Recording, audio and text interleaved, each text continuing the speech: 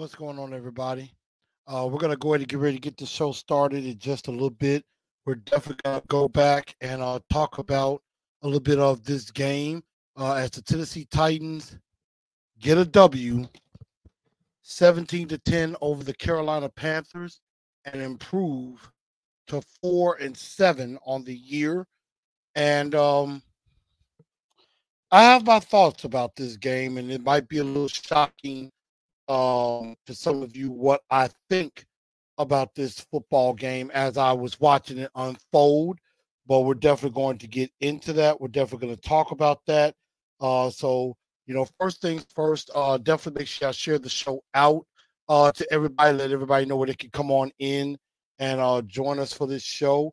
And we're probably going to get ready to get started in just a few moments. And we're going to get into this game. Won't hold you too long. We'll talk about it a little bit, and we're definitely going to definitely get more into it. So we're going to get the show started. We're going to get everything ready to go in less than 60 seconds.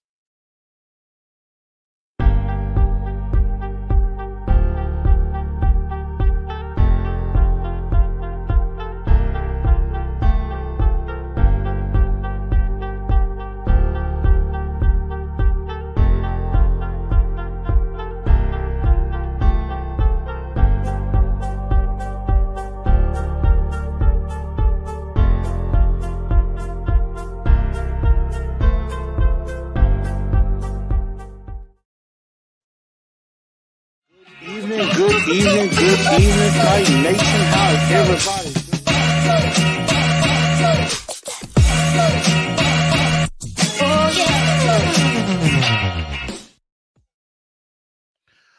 What's going on, everybody? Titan Nation, how's everybody doing? Welcome into TNT Postgame.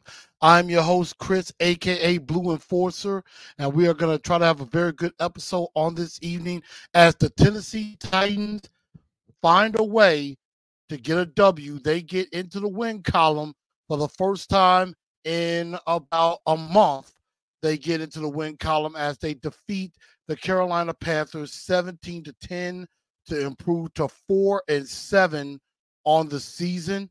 And we're definitely going to talk a lot about this game and my thoughts on it. And the way that I feel about this game may be a surprise to some and probably not much of a surprise to others, but we're definitely going to go into that. First of all, make sure you go ahead and share this show out. Go ahead and share the show out to everybody. Go ahead and share it out, whether it be on Facebook, Twitter, or Instagram. Definitely, if you see it, go ahead and retweet that and invite some of your Twitter followers to come on in. Also on Instagram, make sure you definitely do the same thing and invite your Instagram followers to come on in as well. Same thing on Facebook. Definitely make sure you do that. And also, I will have the live stream up on Spotify, iHeartRadio, Apple, and Google Podcasts, along with this episode tonight. I will definitely have it up then. And I'm going to definitely go ahead and we're going to do this show because I am going to try to watch some of this Bears-Vikings Monday Night Football game. And also I'm going to be watching the Monday Night Raw tonight, definitely after a crazy Survivor series. If you haven't, go back and check it out. I think it's on Peacock. You can definitely go check it out if you have Xfinity and definitely see what happened. It was crazy. But also, everybody, if you're coming on in, make sure you smash that like button. Go ahead and help me out. Go ahead and like the show. And also, make sure you hit that subscribe button if you are new to the channel. Go ahead and subscribe and ring the bell so that way you will get all the notifications when I do go live, and that way you could be a part of the show as well. And I would definitely appreciate that very much if all of you come on in and give a like to that show. And before we do keep going, I do want to give a very special happy birthday out to a very dear friend of mine and a friend of the show and a friend of the TNT household, and that is Ms. Joy Davidson.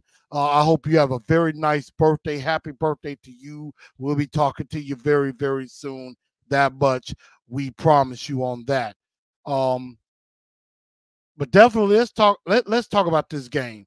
The Tennessee Titans get a victory 17-10 over the Carolina Panthers at home yesterday.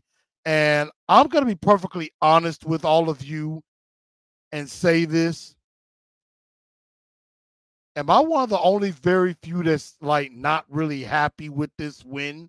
I mean, I think number one, it was an ugly football game. I thought the first half was kind of cool, but the second half, not that great. And I just wasn't happy with the way this game was going.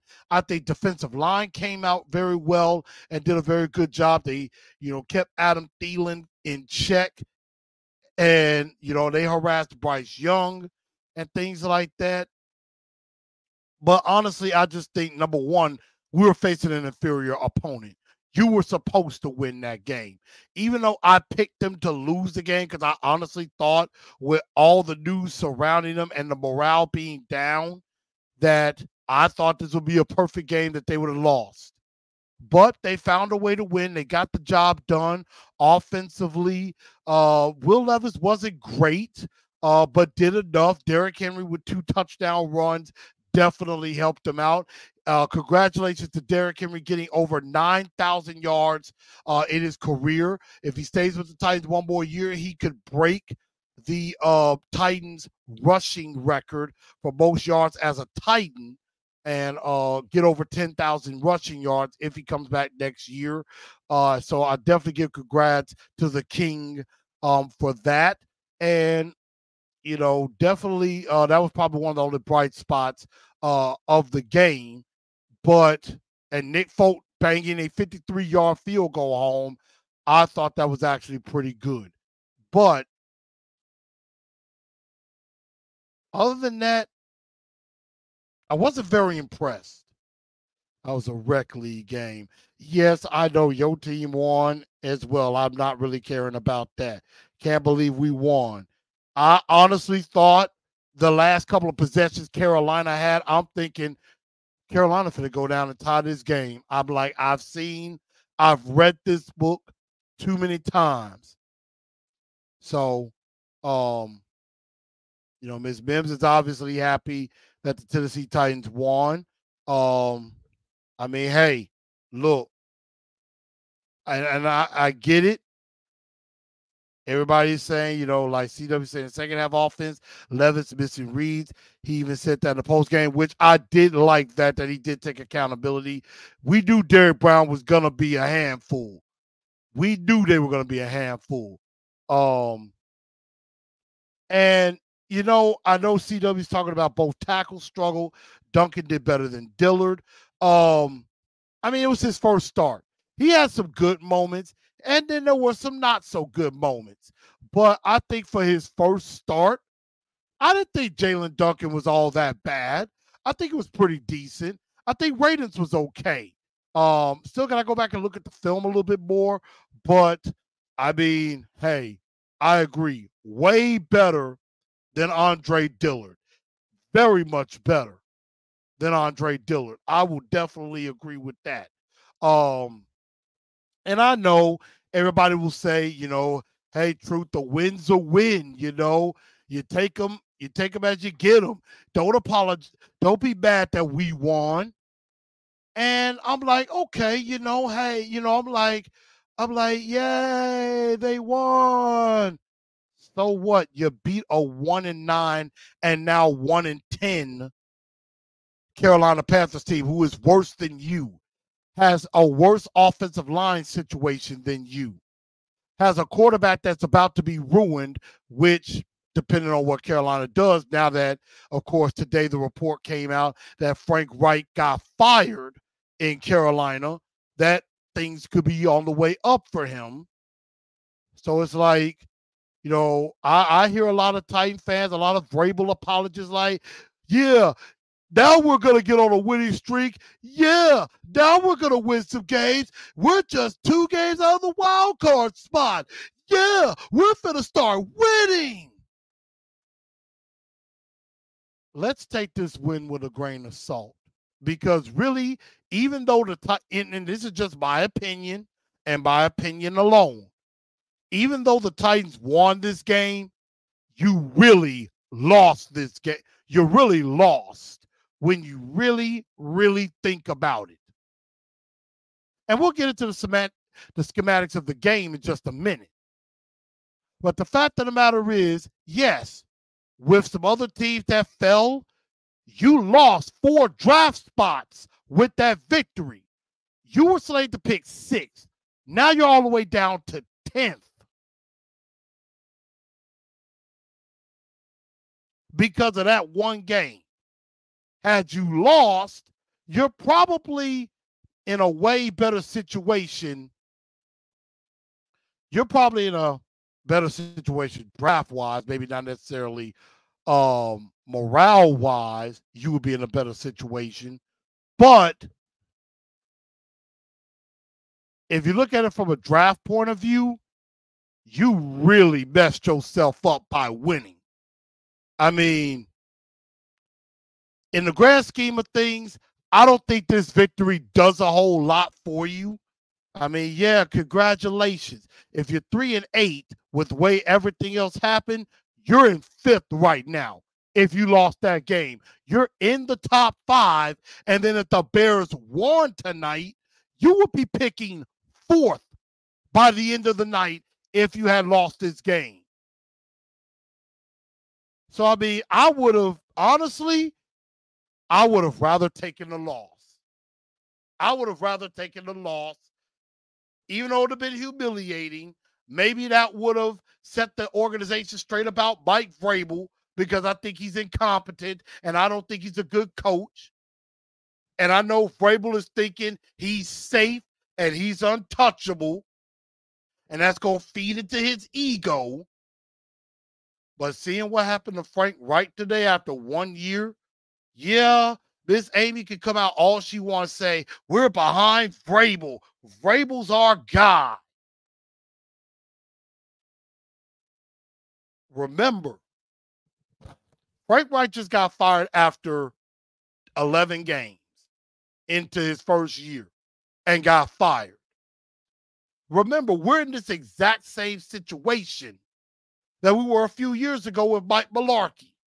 Even though some will say that's a different situation. No, it's not. It's very, very similar. John Robinson got hired. Mike Mularkey was already head coach. So basically, it was a shot. They like to call it a shotgun marriage.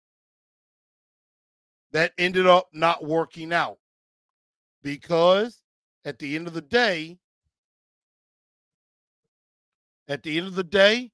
John Robinson wanted to hire his guy.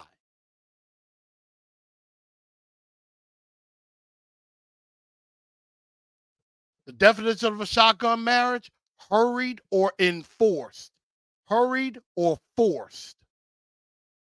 That's what happened with Mularkey and John Robinson. It was a shotgun marriage. It was forced, and it didn't work. John Robinson wanted to hire his guy, and he thought, well, I better hire Mike Vrabel now before somebody else does. We're in this exact same situation now. And it didn't even help that a report came out not too long after the game was over either. Because, again, Bobby Slowick is out there. Could be a coach. Rand Carthon might think, I may have a chance to turn my offense around. I better go get Bobby Slowick while I can, because I may not get another shot. So, again, you lose 4 draft spots. Yeah, you get a victory, and it's probably looking like that might be one of your last victories you're going to get this year. Next week, you got the Indianapolis Colts. That's not going to be an easy game. They're better. They're in the 7th position wild card wise. Now, if you win that game, playoffs could be a possibility, but I don't see it happening. And plus, Gardner Minshew, he's been your kryptonite. He's had good luck against you. And then after that, it just gets rocky, because then you go to Miami. We all know we're going to lose that game. That's pretty much guaranteed. I'm putting all my money on Miami for that game, and I'm putting all My Miami fantasy guys in that game too. Tua, Jalen, Tyreek. I'm putting them all in that game. Absolutely. And then you got 2 against the Texans, Jags, and you sprinkle in 1 against the Seahawks. At best, they're going 5-12, but I see 4-13. And they got lucky they won yesterday because we played some crappy football in the second half. Will Levis, let's get into the game. Will Levis, not his best game. Looked pretty decent in the first half, went 18 of 28, 185 yards. Some nice plays sprinkled in there, but he definitely missed on some throws. He had one to DeAndre Hopkins. He kind of threw behind him. Threw a pass up for Tajay Spears, nearly got him decapitated. Tried to go across the middle on a play to, I want to say with Nick Westbrook-Akina, had DeAndre Hopkins wide open for a touchdown, didn't even look his way.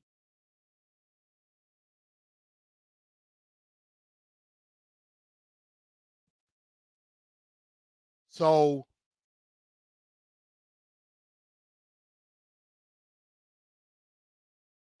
and CW, I agree. He was getting away with some of those runs, and Bryce Young would have did more damage if it wasn't for penalties on his own offensive line. Jared said we had one job to do. We couldn't even do that. I agree.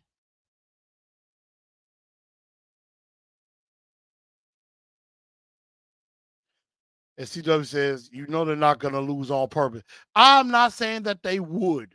I'm not saying that they would lose on purpose. And I'm not asking them to. I just didn't think I thought with the way things were going, this is a game they normally would find a way to lose.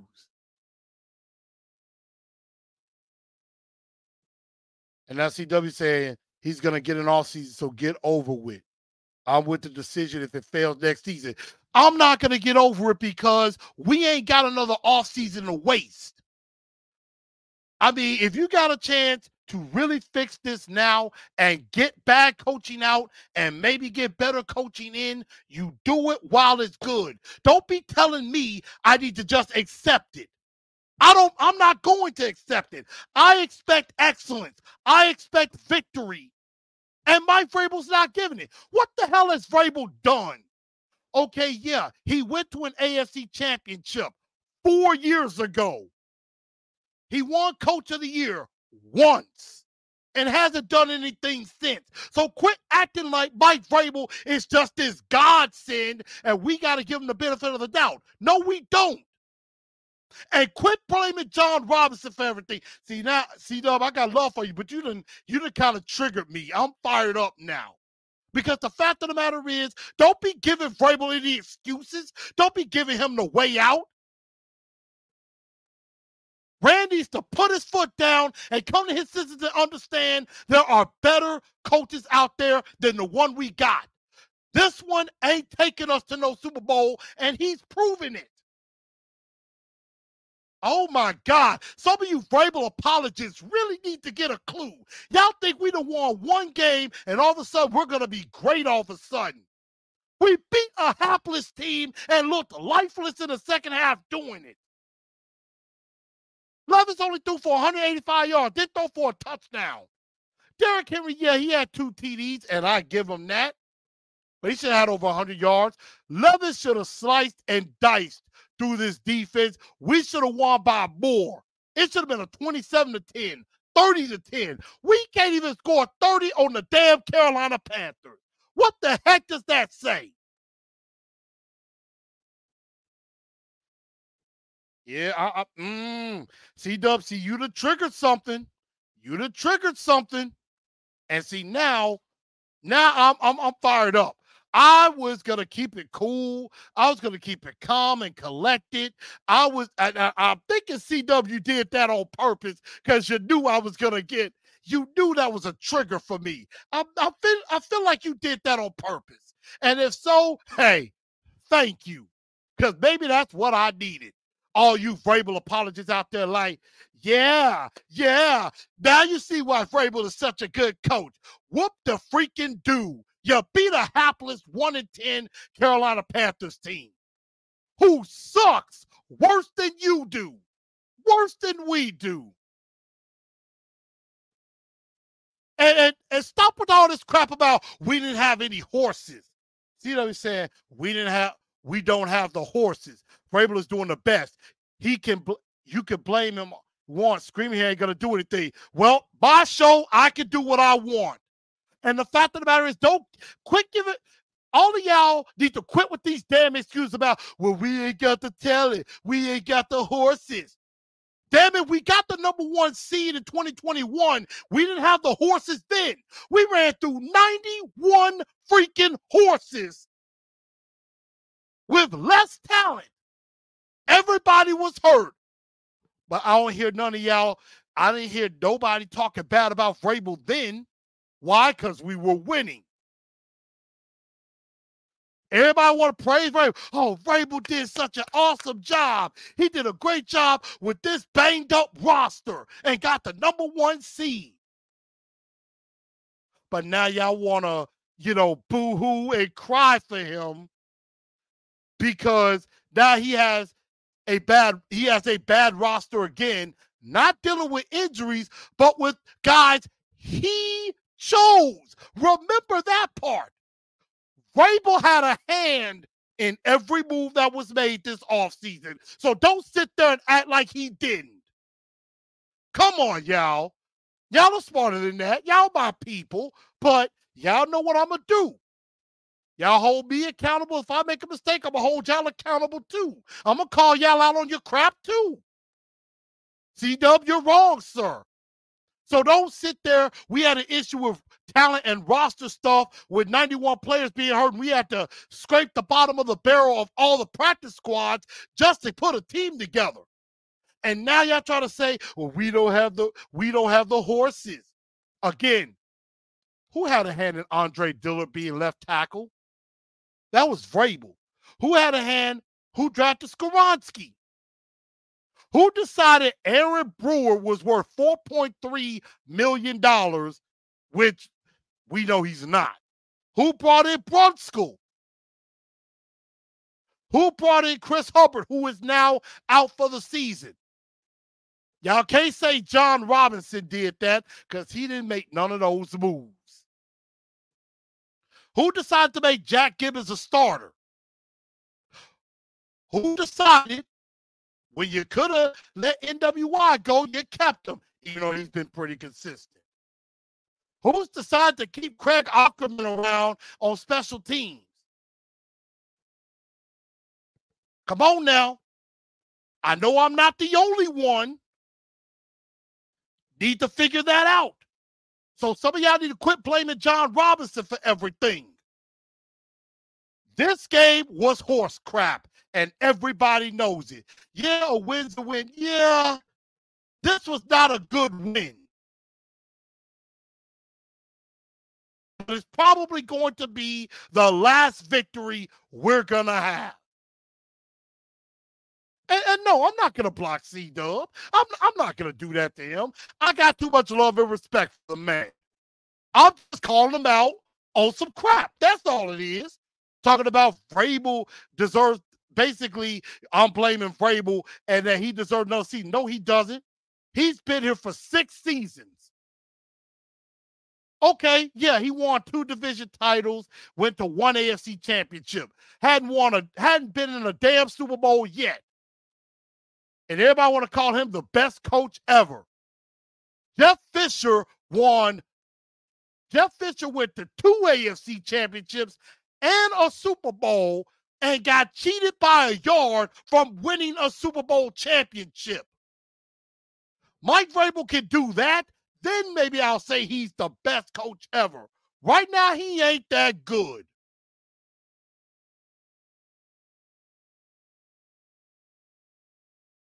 So I'm just being honest with you.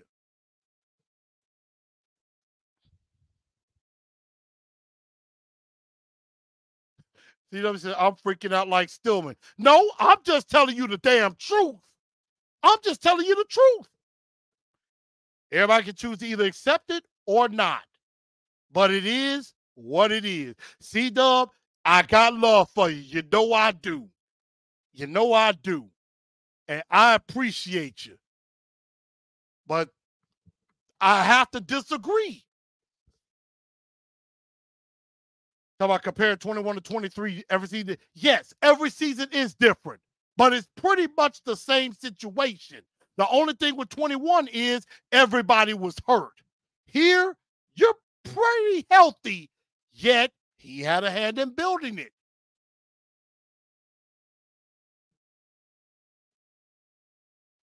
Do I have something against Bray? Braves is an asshole. I'm sorry, I shouldn't have said that. Vrabel is an a-hole. We all know that. He's an arrogant prick. We all know that. I told y'all years back his arrogance could destroy this football team. It's kind of happening, and everybody's thinking, oh, well, we got a victory now that everything is okay. It's not. It's not.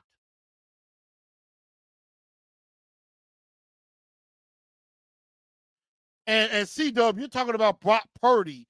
You talk about Brock Purdy, you know, just because you draft them high doesn't mean they'll be great. And that's true. That's true. Just because you draft somebody high, that doesn't mean they're going to work out great. I mean, take a look at Carolina. Bryce Young ain't looking so high for a number one pick. Then the year before, they drafted a left tackle out of North Carolina State with, I believe, the number 4 or the number 6 pick. He ain't looking too hot either. That's true. But think about this with Brock Purdy. Brock Purdy is doing good for one reason, because he has a good coach who knows offense and knows how to put his quarterback in the best position to win and succeed. If Brock Purdy was here with Mike Vrabel, he would be just as bad as Malik Willis. And you know it. With Frank Reich, Brock Purdy would suck. In Arizona, Brock Purdy would suck. He's just in the right situation. That's what that is. Brock Purdy is in the right situation. That's why he's successful. And he does have a good team around him, too. That much is true. But he also has the right coach that knows how to put him in the right situation. So let me calm down a little bit, C-Dub. I apologize. I wish I could influence Amy, because if I would be right. I would probably have a whole PowerPoint presentation with about 50 pages of why Vrabel needs to be gone. And if this team wants it, they better show me. Because they didn't show it in the second half. They acted like they wanted to lose that game. Herman Burns, who is your choice to replace Coach V? Well, there are 3 choices. Bobby Slowick, offensive coordinator in Houston, who Rand has familiarity with. Ben Johnson in Detroit. Eric Bieniemy in Washington. Notice how they say no defensive coaches? Don't want any of those. Offensive-minded only. That's it. Now, and maybe, and I forgot a 4th. Brian Johnson, offensive coordinator in Philly. Those are the only 4 coaches I want to hear mentioned for the job if Vrabel is cut, if Vrabel is fired.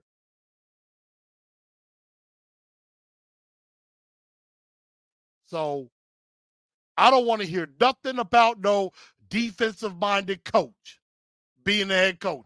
Nah, and I don't want it. I don't want it. But let's get back on the game, because I kind of got off, and I'm not going to hold y'all up too long. But offensively, kind of fell asleep in the second half. There were some misreads. And obviously, I like the fact that Will Levis did step up and say, hey, you know what? I did not play well in the second half. I missed some stuff. That's on me. And I appreciate the fact that Levis took accountability.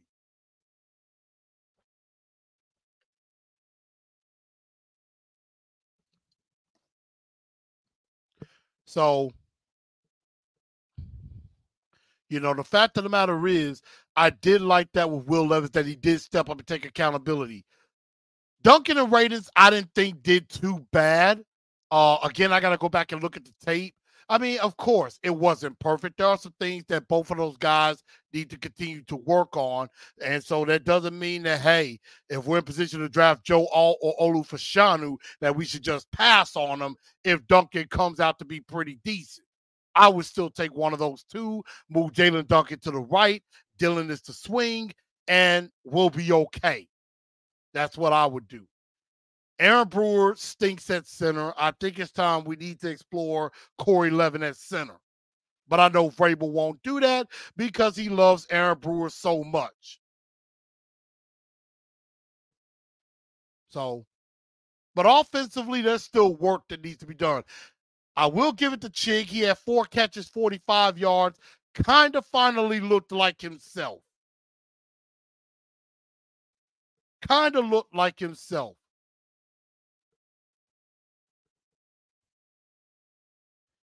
Ian says, our defense looks slow. There were times that our defense did kind of pack it in the second half because they were chasing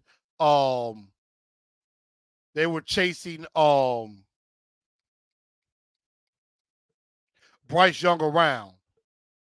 And I agree.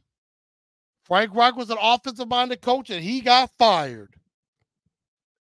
And the fact that he called a screen pass on 4th and 6 with the game and obviously his job on the line, I would have tried to call something a little bit more downfield if it were me. You only needed 6 yards.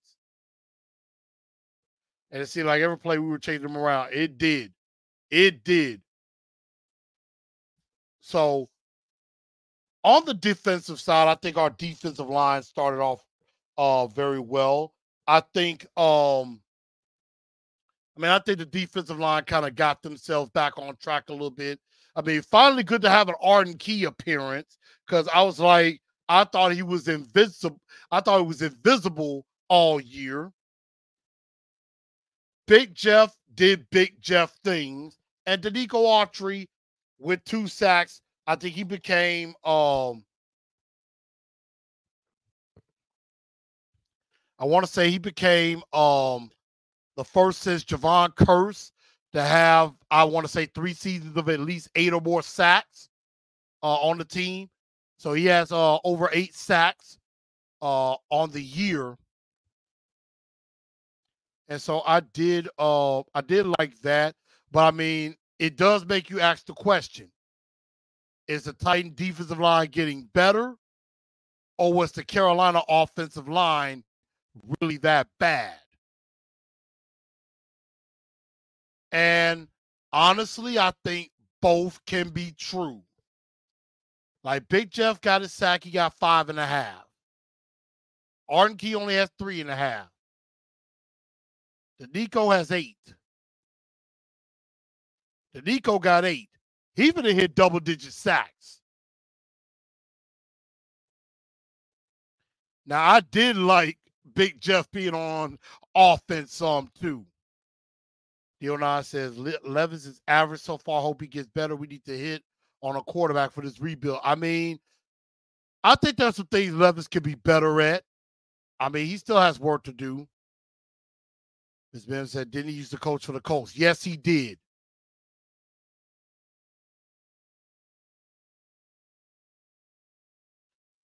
I don't know if I would believe in Bryce pushing the ball down the field like that. I mean, it does seem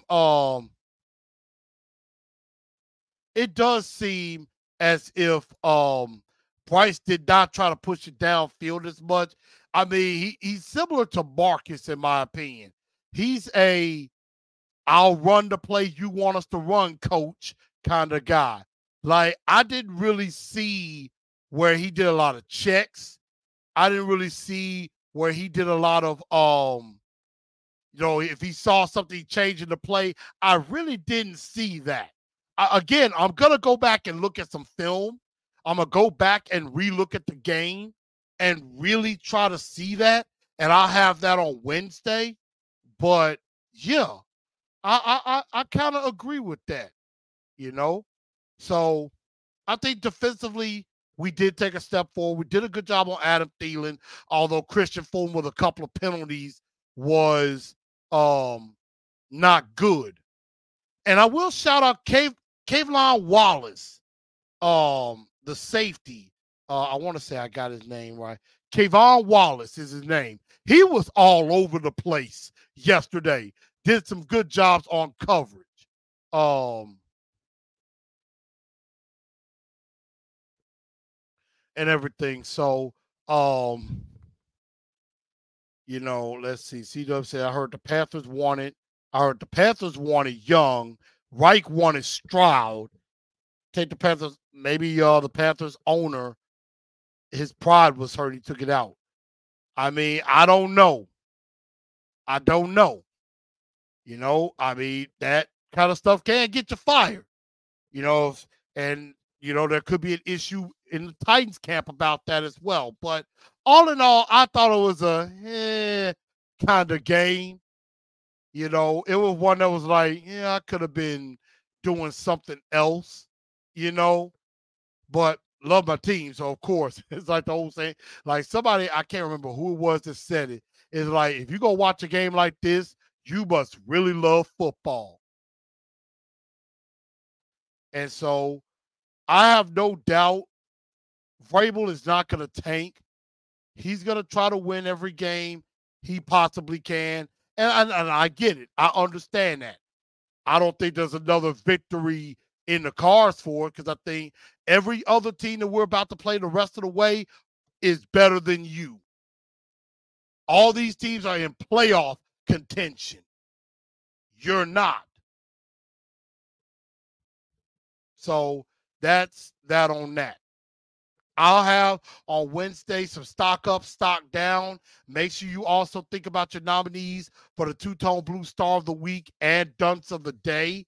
Definitely do think about that.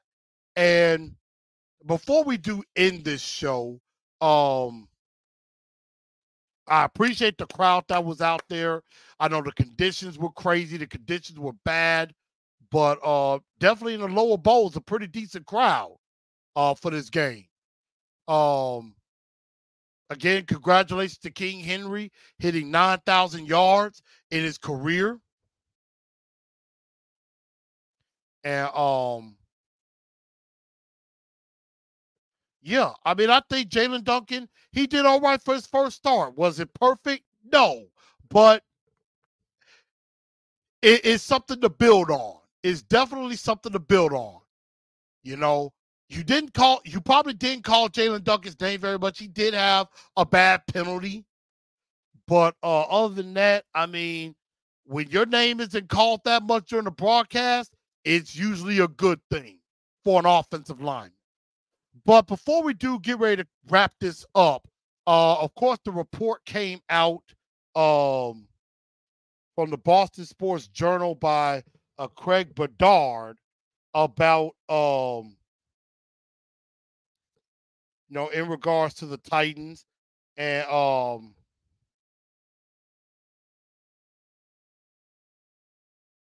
I'm trying to see if I can pull that up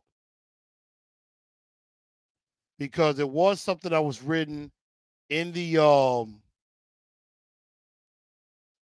Boston Sports Journal in regards to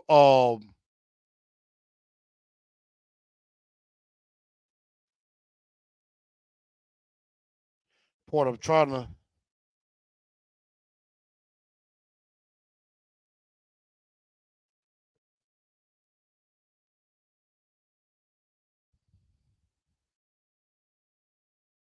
I'm trying to see if I can pull up that report. Give me a second, y'all. But it was basically saying stuff about that there's not that there's friction between um that there's friction between um Carthon and that there's friction between Carthon and Vrabel, and that um even though Gerard Mayo is looks like he could be the heir apparent, that matter of fact, I forgot. I retweeted that. Um Let me see. Okay, here it is. Greg Bedard. Greg Bedard of the Boston Sports Journal, covering the Patriots. So there was a clip that said, quote,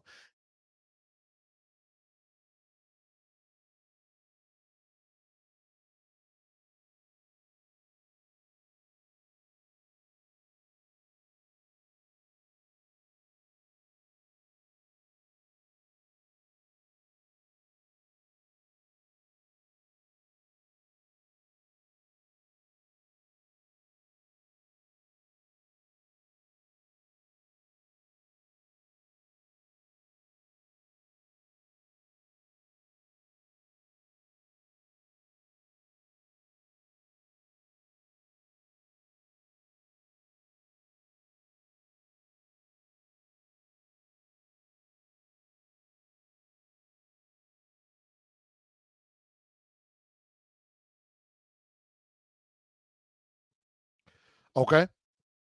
I'm sorry. Can y'all hear me now? Okay. I'm going to try this again. So, Greg Bedard of the Boston Sports Journal, I'm going to read it again since it seems I had no sound.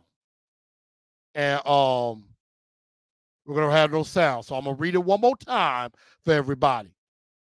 Quote, and this is just a snippet of it. He mentioned Gerard Mayo being the front runner, but he says, quote, many believe that Vrabel was put in position of being a strong head coach and wanted the hiring of Rand Carthon as general manager. This is incorrect. This was a shotgun marriage by ownership. NFL sources believe the league had a heavy hand in owner Amy Adams Strunk hiring Carthon, a top minority candidate. Vrabel and Carthon had no previous relationship, and it's believed that they don't have much of one now. There have been issues with Carthon's job performance even back to his 49er days. League sources believe that Vrabel could be looking for a way to force his way out of Tennessee after this season, and the Patriots will be an obvious landing spot, if not the front runner. Could the Crafts trade Belichick to the Commanders, Chargers, or Panthers and then secure Vrabel? It is not out of the realm of possibility. Now, that was just a snippet from the Boston Sports Journal from Greg Bedard. He was on Jared Stillman and Company about an hour ago. And in looking at all of that, I do believe that Amy wanted Rand Carthon and Mike Vrabel maybe didn't. I do believe there is some friction. That I think this is like a shotgun marriage. And I think this is why this is very similar to the Malarkey John Robinson situation. Now, the part I don't really believe is the whole NFL had a heavy hand, basically making it seem that Amy Adams Strunk was forced to hire Rand Carthon.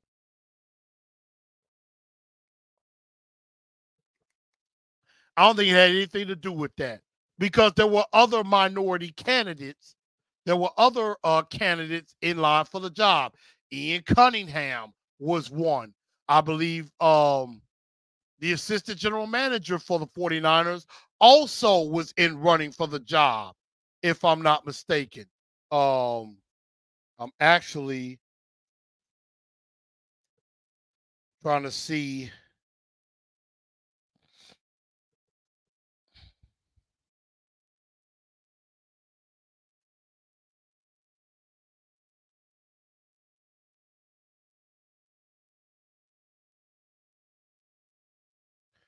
I mean, yeah. Now, Amy Adams Strunk could have easily went just in house and hired Ryan Cowden.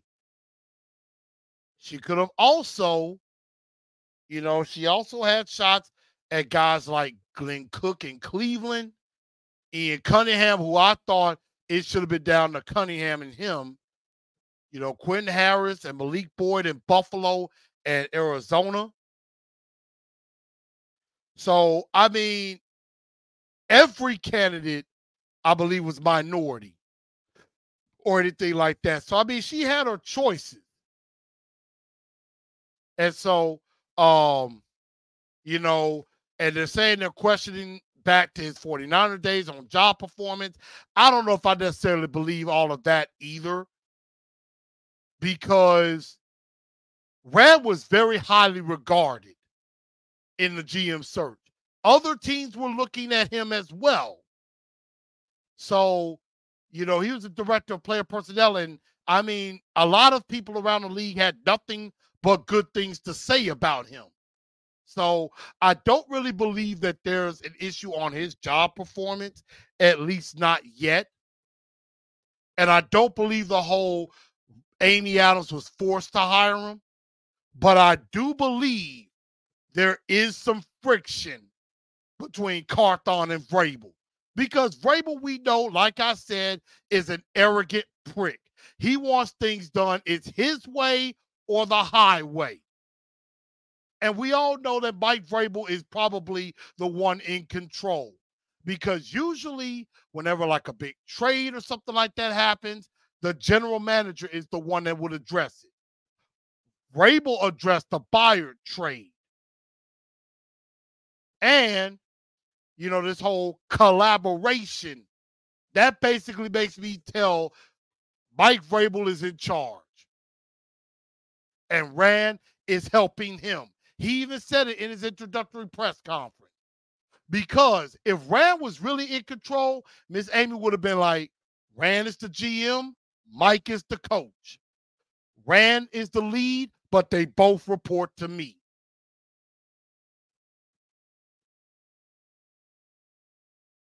So that's kind of what I think. I mean, I think there is a little bit of possibility that there is some friction. And Greg Bedard is well renowned. Like, now a lot of this is on the New England side. You're not really hearing it on our side. That's true. But I'm not going to completely dismiss the entire report. I do think there is some friction. This seem like a shotgun marriage. Now, the whole thing about his performance and he being forced to be hired by Amy Adams Strunk, now that, I don't believe that for a hot second. But, like, if you want to leave, just let him go. Well, they're holding on to him because they think they could trade him. And obviously, if the Panthers want, if the Patriots want him bad enough and are willing to trade, you don't fire him yet. Because if you fire him, Patriots can get him for free and you get nothing. And if you trade him to the Patriots, you ain't got to pay him. So, it may say that in the article, but I don't believe that that's going to be the question right now. So, and the missus, I appreciate you tuning in. So, yeah, I think there is some friction. And Rand needs to put his foot down and say, look, either get to winning or get to stepping. I got a guy in Houston that I can bring in right now that I think can fix our offense and can help Will Levis and not ruin him. So we're definitely going to see. But no, that article was from the Boston Sports Journal. It was from the Boston Sports Journal, and was written by Greg Bedard, who is very respected within. Now, I know Diana Rossini, she came out with her report saying She talked to some high officials, and they said Vrabel's not going anywhere, and that they believe he's the long-term coach of the future. No trading to New England, no firing, none of that. Now, I don't know how long ago Diana spoke to whoever. Normally, if it's coming from Diana, it's coming from Mike Vrabel. Normally. But there probably is some friction there. Remember what happened when Will Levis was announced as the starter? Adam Schefter, Ian Rappaport came out and said, expected the Titans are going to start Will Levis at quarterback. And as soon as Miss Teresa asked Mike Vrabel about it, he quickly got defensive and said, I didn't say that. Clearly somebody did. Somebody let the cat out of the bag. And big dog like Amy fired J-Rob after we got blown out by the Eagles. And remember, Amy Adams-Strunk loved John Robinson too. So just because it is claimed that Mike Vrabel is safe, things can change in the blink of an eye. They did the same thing with Mike Mularkey, and I'm glad Stillman brought that up, and some others did too. A week before Mike Mularkey got fired, remember during the Kansas City game, because I was at the George Jones in Nashville. I was living in Nashville right before the Kansas City game in the playoffs. Jared and the late Mr. Floyd, they were at the Wild Horse Saloon next door doing the pregame show. And they were talking about this because Adam Schefter came out and said that Mike Mularkey felt he didn't have the confidence from ownership. He felt that his job was on the line, that he was going to get fired, and all this and that. And so after the Kansas City game, note came out from Amy Adams-Strunk, Mike Mularkey is our head coach going forward. And then a week later, after the New England game, he got fired. It could be the same situation here. So we're definitely going to find out. I mean, hey, I know CW said, like, how, somebody said, well, how would they know? Mike Mularkey's retired. Dion said, how would they know about our situation? Hey, people talk in the NFL. Insiders, their job is to get the scoop. They talk. Why do you think Jim Wyatt works for the team right now? To shut him up. Because Jim Wyatt was working for the Tennessee for years and years. He would always get the scoop. He would know what's going on. He was the Titans insider. He was the guy, like, if there was a trade happening or a player might get signed here or there was an issue, he would talk about it. So the Titans decided, let's give him a high-level job, but let's keep his mouth shut so that way he can only put out what we want him to put out.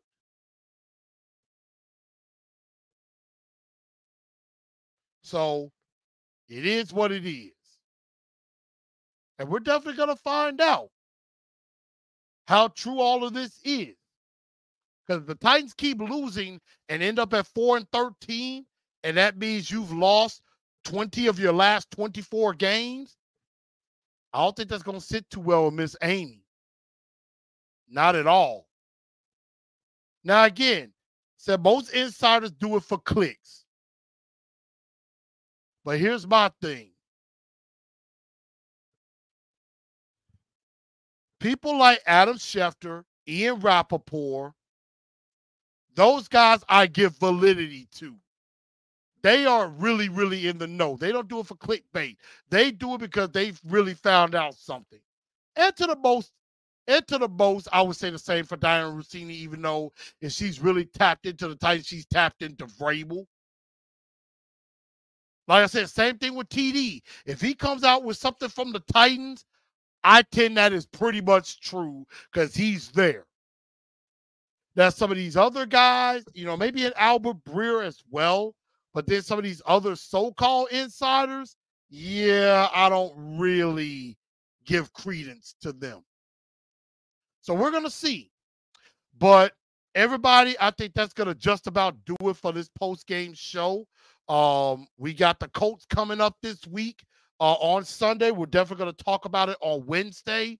We're definitely going to get into that. Get into the Colts game. Make sure you get your nominees out for the Two-Tone Blue Star of the Week and also for the Dunce of the Day and everything. And says Rappaport is usually solid. Adam is off more than Rap. And Teron I really like. And so again, yeah, Adam can be a little bit wrong at times, but the majority of the time, Adam Schefter's on it, as is Ian. But everybody, I want to say thank you all for tuning into the show. I hope everybody had a great, happy Thanksgiving and everything. Wednesday, we're going to get it on. We're going to talk Colts, and we're going to get ready for this game and, see if the Titans finally get a division win. So everybody, y'all have a good one, and y'all tighten up, because that's all we know how to do. Good night, y'all.